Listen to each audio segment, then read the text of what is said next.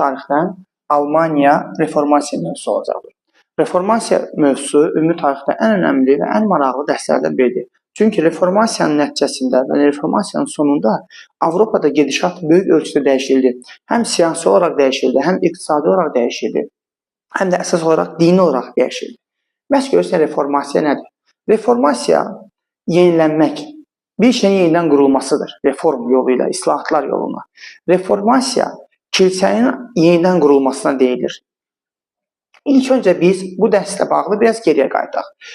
Biz bilirik ki, 843-cü ildə Verden müqaviləsi ilə Frank imperiyası parçalanır və bununla da 9-11-ci əsrdə Avropada feodal dağınıqlıq dövrü olur. Düzdür.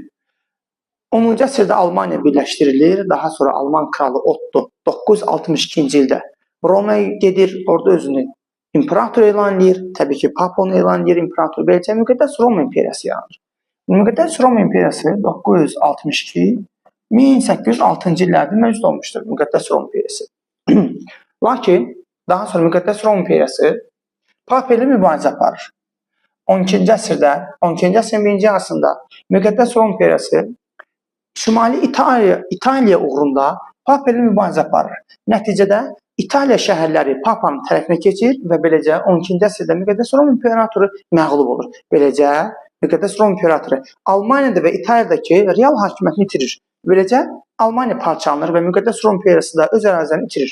Ümumiyyətlə, bu dərsdə bir eynilik ortaya çıxarmışam. Nədir? Papa ilə mübarizə aparanlar kimlər olub? 12-ci əsrdə müqəddəs Roma imperatoru olub, məğlub olub. 13-cü əsrin əvvəllərində İngiltərədə kral mübarizə aparıb Papa ilə. O da məğlub olub. 14-cü əsrin əvvəllərində Fransada 4-cü gözəl Ludovik Papa ilə mübarizə aparıb, ona qalib gəlib və 16-cı əsrdə isə reformasiyanın gedişatında İngiltərədə kral Papa ilə mübarizə aparıb və qalib gəlmişdir. Reformasiya Almaniyada başladı. Bəs görürsən, niyə Almaniyada başladı? Bunun səbəbləri nədir? Səbəblər siyasi, həm dini, həm sosial, həm mədəni, həm iqtisadi. İlk olaraq siyasi səbəbdən başlayaq. Almaniyada vahid dövlət yox idi. Almaniyada feodal dağınıqlığı və yaxud da ki, siyasi pərakəndəliyi var idi və Almaniyanın dağınıq olması Papanın işinə yarayırdı və Papa Almaniyada istədiyi kimi hərəkət edə bilirdi. Dini səbəb. Dini səbəb nə idi? Papa həddindən artıq Almaniyanın işinə müdaxilə edirdi. Və həmçinin də Papa üçün ən çox gəlir mənbəyi idi. Ən çox gəlir mənbəyi isə onun Almaniyada indulgensiya. Papa marulusu da olsa, gülməli də olsa, cənnətə getmək üçün bir növ onlara vəsiqə verirdi, qəbz verirdi. Buna deyilirdi cənnət qəbzləri. Latın dilində isə indulgensiya idi. Indulgensiya sayəsində Papa həddindən artıq varlanırdı. Sosial səbəb nə idi?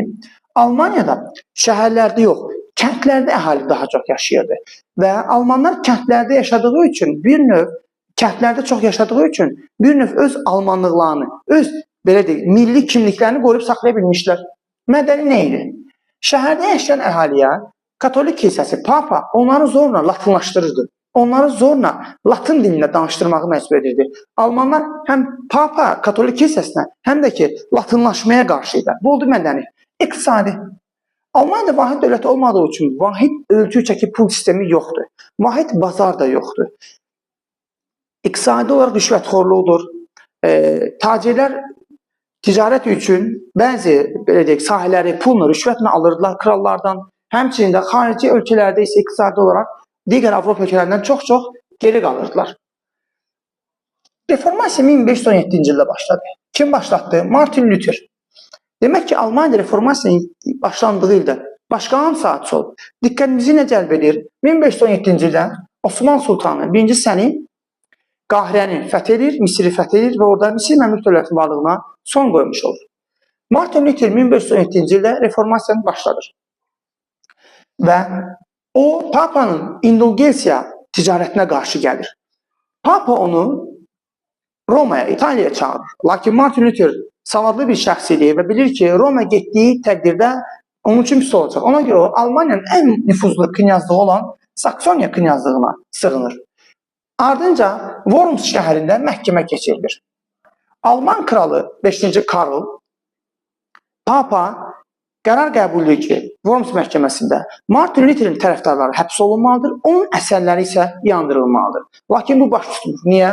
Feodallar, varlılar, varlı şəhərlər, xüsusilə Saksoniya knyazlığı qoruyur Martin Lutheri Papadan və Alman kralı 5-ci Karldan. Artıq bundan etibarən Almaniyada monastır, yəni kilsə torpaqları zəbt olunmağa başlayır. Knyazlar və feodallar tərəfindən. Ümumiyyətlə, Martin Lutherin dəstəkçiləri sadə xalq, çünki onlar vergilərdən bezmişdilər, Papanın yersi vergilərindən. Knyazlar, onlar kilsə torpaqlarını tutmaq istəyirdilər. Həmçinin feodallar da dəstəkləyirdi. Artıq bu hadisələrin fonunda Almaniyada kilsə torpaqları knyazlar tərəfindən tutulmağa başladı və hər bir knyaz öz torpağındakı kilsənin başçısına çevrilməyə başladı yavaş-yavaş. Ardınca Alman kralı 5-ci Karl reformasiyanın bitməsi haqqında fərman verir və bu fərmanı eşidib də etiraz edənə protestant deyilməyə başlanır. Beləcə, bu fərmandan sonra Almaniyada katoliklərlə yeni məzhəb olan protestantçılar arasında müharibə başlayır. Müharibə 1555-ci ildə bitir, Augsburg sülhü ilə. Augsburg sülhünün olduğu ilə daha hansı hadisələr olur? Birinci səbəb Osmanlı müharibəsi bitib, Amasya sülhü ilə. 2. Elə həmin ildə Səfəvi şahı 1-ci Təhmasib Səfəvilərin paytaxtını Təbrizdən Qəzvinə köçürüb. 3-cü hadisə isə Moskva şirkəti yaradılmışdır İngiltərə tərəfindən. Augsburg sülhünün şərtləri nədən ibarət olur? Augsburg sülhünün şərtinə görə Almaniyada protestantlıq rəsmi olaraq tanınır. Kimlərə məzhəb, etiqad azadlığı verilir? Təbii ki, bu Alman dövlətlərinə, knyazlıqlara verilir. Amma sadə xalqa, knyazlıqda yaşayan təbəələrə isə məzhəb, etiqad seçimi verilmir. O, öz knyazlığın qəbul etdiyi məzhəbi seçmək zorunda, məcburiyyətindəydi. Beləcə, protestantlıq rəsmi olaraq tanınmış olur. Almaniyada qələbənin qazanılmasında 2 əsas amil var. Bir, siyasi amil və bir də mətbə. Siyasi amil nədir? Almaniyada reformasiyanı dəstəkləyən qüvvələr, xüsusilə Saksoniya knyazlığı var idi. Mətbə nədir? 1445-ci ildə Almaniyada kitab çap edən avadanlığı, mətbə çap olunur və Martin Lutherin fikirləri tez şəkildə Almaniyada o kitab çap edən mətbə vasitəsilə sürətli şəkildə nə olur? Yayılmış olur. Beləcə, 1555-ci ildə Almaniya reformasiya bitmiş olur. Rəsmən protestantlıq yeni məzhəb olaraq tanınmış olur. Reformasiya gedişatında ikinci bir reformasiya olur. Buna kəndli üsyanı deyilir və yaxud da xalq reformasiyası.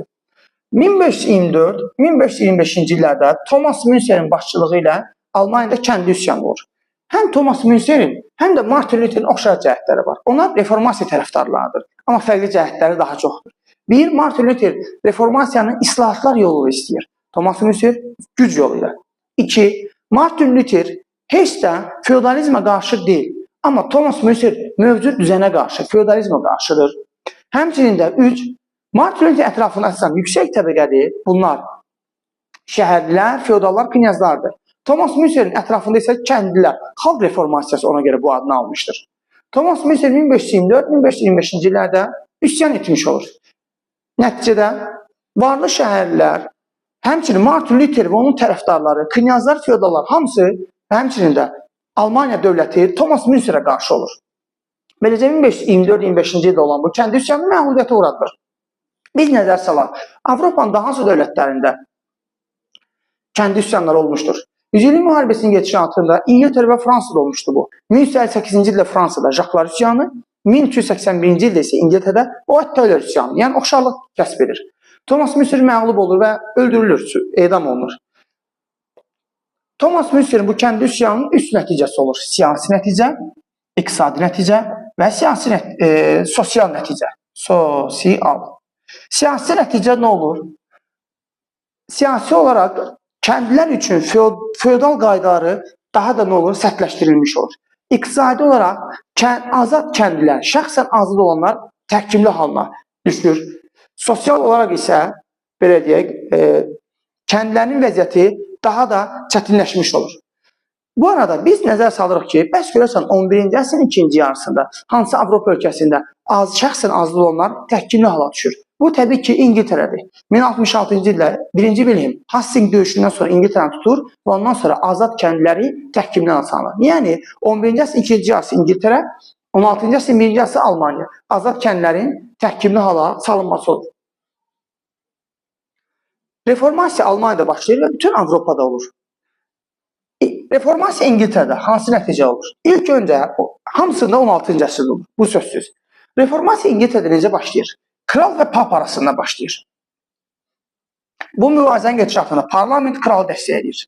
Nəticədə İngilis kralı qalib gəlir və kilsə krala tabe olur. İngiltərədə kilsənin başçısı İngilis kralı olur. Nəticədə kilsə torpaqları, monastır torpaqları varlı insanlara satılmağa başlayır.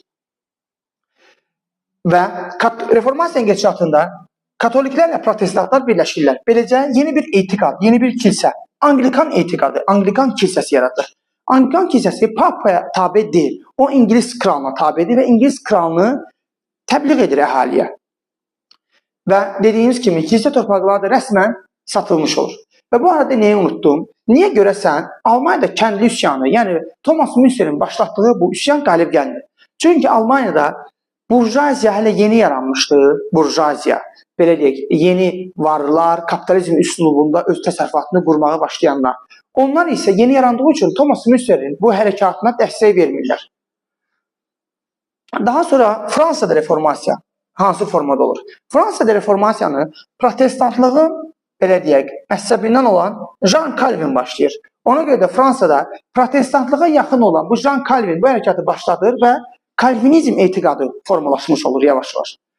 Bir müddət Fransada katoliklər və kalvinistlər arasında mübarizə gedir. Lakin 16-cı sonunda Fransa kralı etiqad azadlığı haqqında rəsmən fərman vermiş olur. Beləcə 16-cı sonunda kalvinizm məzhəbi, kalvinizm etiqadı Fransada rəsmiləşir.